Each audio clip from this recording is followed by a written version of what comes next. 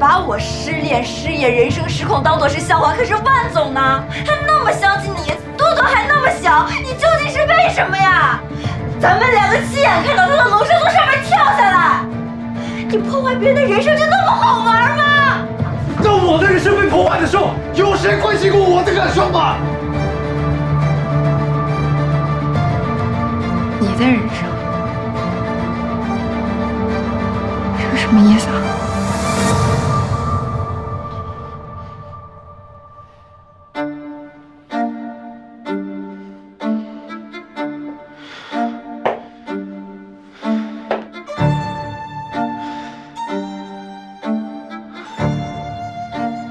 在我还没后悔之前，滚！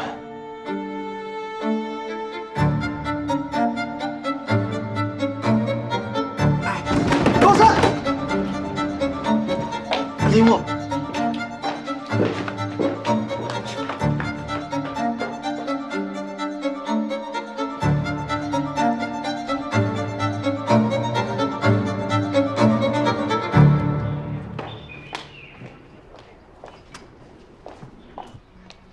林沃，你别走这么快啊！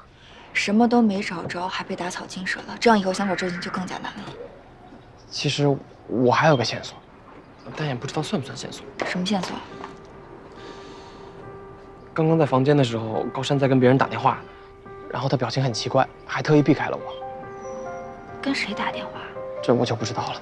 但是他约了跟对方下午4点见面，不过说不定跟万总的事也没关系。不管机会多渺茫，我们都要去试一试。明天我们跟过去看一下吧。你们真的认定是高山？现在所有的线索都指向高山。林沃，你昨天为什么不当面问我？你在怕什么？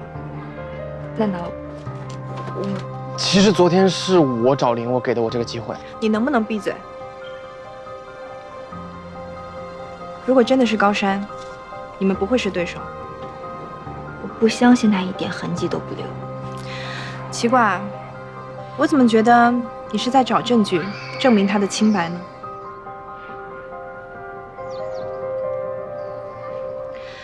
今天晚上我要出差，师姐的事情只能暂时拜托你了。作为交换，关于高山的一切我知无不言，前提是只能你来问我。没问题啊。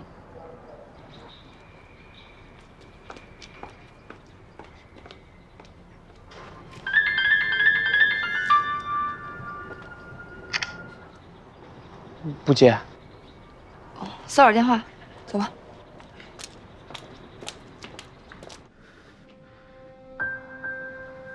打消怀疑最好的办法，就是制造另一个真相。你到底是谁？这些又是什么？画板下藏的，是我选择摩天的原因，也是我必须守住的秘密。